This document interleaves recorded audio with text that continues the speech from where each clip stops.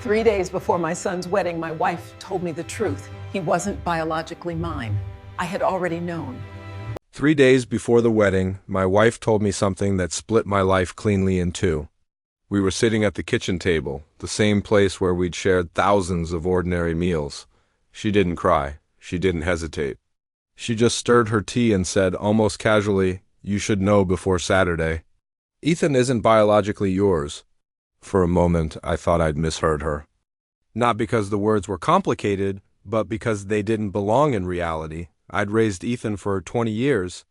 I was there for scraped knees, parent-teacher meetings, late-night talks about fear and failure. Men don't lose sons with a sentence.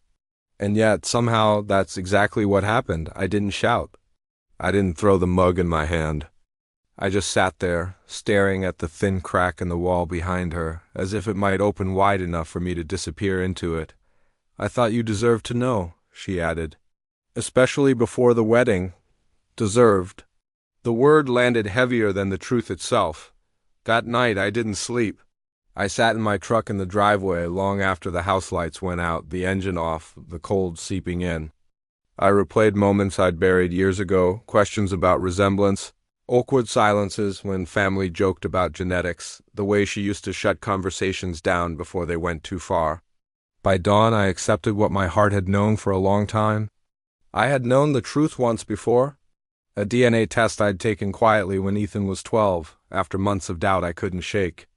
I'd locked the results away and decided blood wouldn't define fatherhood. I stayed. I chose him. I chose the family.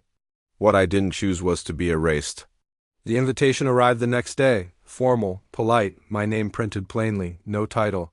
Not father of the groom, just a guest. My seat was listed near the back, far from the family tables. That was when I understood why she told me now. They wanted me to know my place. I didn't argue. I didn't protest. I prepared. For years, I'd run a quiet, successful construction firm. Not flashy, but solid. A few years back, the bride's father had come to me desperate. His development company was collapsing, banks circling. I invested quietly, silent partner. Control clauses written carefully, just in case respect ever went missing.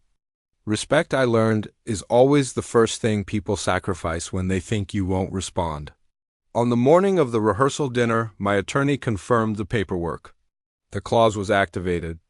Temporary control transferred, legal, immediate. I attended the dinner calmly. My wife played hostess. Ethan barely looked at me. The bride's father noticed me the moment he walked in. His face drained of color. He knew. He pulled me aside, whispering urgently, offering money, apologies, explanations. I told him I wanted nothing except one thing, recognition. The wedding day arrived under perfect skies. The kind of weather people believe is a blessing. I took my seat where I'd been reassigned closer now, but still not where a father belongs. As the music began, the bride's father stood frozen at the aisle entrance. He looked back at me, then out at the guests, and something in him broke. He stopped the ceremony. He spoke clearly, publicly, about the man who had saved his business. About how that same man had raised the groom. About how letting me be treated as disposable was the greatest mistake he'd ever made. People stood. Not all, but enough. My wife stared straight ahead, rigid. Ethan looked like he wanted the ground to swallow him. When the ceremony resumed, the air had changed. Power always leaves fingerprints. I stayed through the first part of the reception, then left quietly. I didn't need applause. I didn't need apologies forced by embarrassment. I needed peace. The divorce was finalized months later. Clean, predictable. Ethan reached out once. I told him the truth. Love doesn't vanish, but trust needs honesty to survive. Now my house is quiet. Honest quiet. I wake up without carrying anyone else's secrets. I walk the land I built, knowing exactly who I am. Some people think strength is loud. They're wrong.